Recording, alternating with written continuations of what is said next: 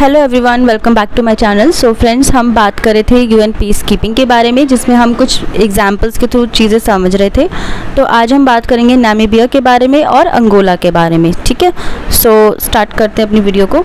सबसे पहले हम देखेंगे नामीबिया के बारे में। देखिए, साउथ वेस्ट अफ्रीका, जिसे बाद में नामीबिया कहा गया, तो ये है साउथ वेस्ट अफ्रीका के बारे में, जिसे बाद में नामीबिया कहा गया। सो नामीबिया को लीग ऑफ नेशंस ने साउथ अफ्रीका के अंडर रखा था। जब यूनाइटेड नेशंस बना तो उसने सब टेरिटरीज को अपने ट्रस्टीशिप सिस्टम के अंदर लाना चाहा, लेकिन साउथ अफ्रीका ने यूएन की बातें बिल्कुल भी नहीं मानी। 1966 में यूएन जनरल असेंबली ने साउथ अफ्रीका के मैंडेट खत्म कर दिया। Now South West African People's Organisation यानी कि स्वापो बनी, जो साउथ अफ्रीका के रूल के खिलाफ लड़ने लगी।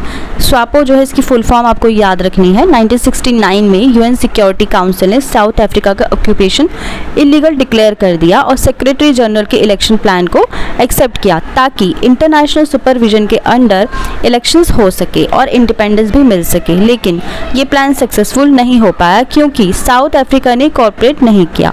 ठीक है, यहाँ पे ना साउथ अफ्रीका बिल्कुल भी कॉर्पोरेट करने को रेडी नहीं था। 1988 में यूएन के बाहर एक अग्रीमेंट हुआ, जिसमें साउथ अफ्रीकन फोर्सेस का साउथ वेस्ट अफ्रीका से विड्रॉल क्यूबन फोर्सेस के अंगोला से विड्रॉल से लिंक किया गया।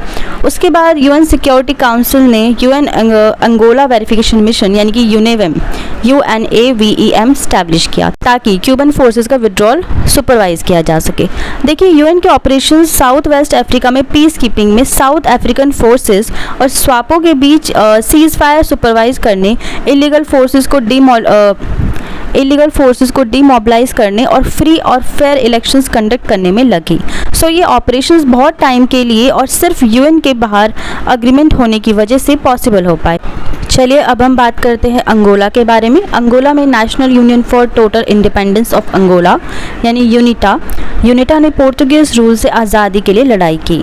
एक और ग्रुप भी था जिसका वही ऑब्जेक्टिव था, जिसका क्या नाम था, Popular front for the liberation of Angola यानी कि पेपला।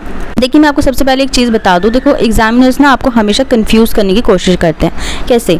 मान लीजिए आपने एक ग्रुप के बारे में देख लिया, इसका नाम आपने पूरा अच्छे से समझ लिया या याद कर लिया, कह लो popular front for the liberation of Angola, लेकिन वहाँ पे वो आपको कंफ्यूज कर देंगे पेपला। आपने पेपला वर्ड अगर नहीं पढ़ा, आपको नहीं पता इसको पेपला भी कहा जाता है शॉर्ट में, तब आप वहाँ पे कंफ्यूज हो सकते हैं। तो यहाँ पे आपको बिल्कुल कंफ्यूज नहीं होना है। मीनिंग वही होते हैं, वर्ड्स बहुत बार घुमा दिए जाते हैं। ठीक है, यही टैक्टिक्स होती है, तो यहाँ पे आपको थोड़ा सा स्मार्ट बनना होता है। देखिए, सिक्योरिटी काउंसिल ने UN Angola verification mission UNAVEM 1 establish किया, ताकि क्यूबन फोर्स का विड्रॉल वेरीफाई कर सके और फ्री इलेक्शंस करवा सके। सो 1992 में इलेक्शंस हुए और पेपला को मेजॉरिटी मिली।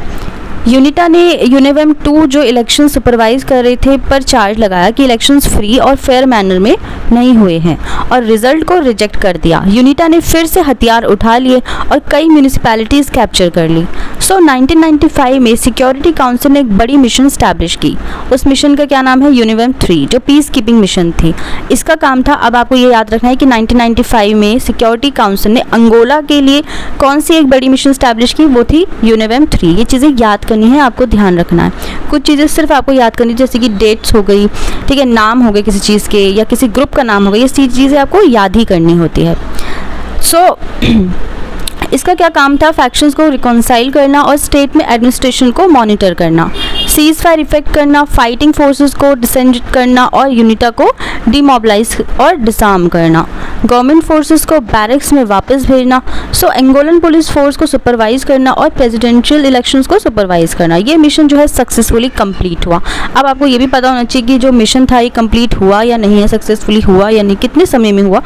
तो मैं आपको बता दूं, ये जो मिशन है, ये इसको समय तो काफ़ी ज़्यादा लगा, लेकिन सक्सेसफुली कंप्लीट भी हुआ। सो फ्रेंड्स, ये था हमारा आज का वीडियो, जिसमें हमने नामीबिया और अंगोला के बारे में समझा। आप में से जितने भी मेरे स्टूडेंट्स हैं, उनको मैं ये बता दूं, जितने भी यूनिट्स है, ये हाईलाइटेड यूनिट्स मैं गूगल क्लासरूम में अपलोड कर देती हूँ, तो आप लोग अपनी अपनी आईडी से जाके ज़रूर उसे वहाँ से पढ़ सकते हैं। आपको डिस्क्रिप्शन में किसी भी नोट्स की यहाँ पे ज़रूरत नहीं होती है। ठीक है, सो मैं उम्मीद करती हूँ वीडियो आपको अच्छी लगी हो, इन्फॉर्मेटिव लगी हो। एंड यस, आप पॉज करके भी इसमें से पढ़ सकते हैं। अगर आप पॉज करेंगे ना, तो आपको अच्छे से चीज़ें क्लियर हो जाएंगी कि क्या क्या हाईलाइटेड है, और हाईलाइटेड पॉइंट्स ही आपको पढ़ने हैं, एक्स्ट्रा आपको पढ़ने की ज़रूरत नहीं है, क्योंकि मैं आपको डिटेल में सब कुछ यहाँ पे बता रही हूँ। सो मैं उम्मीद करती हूँ ये वीडियो आपको अच्छा लगा हो, इन्फॉर्मेटिव लगा हो और यूज़फुल लगा हो।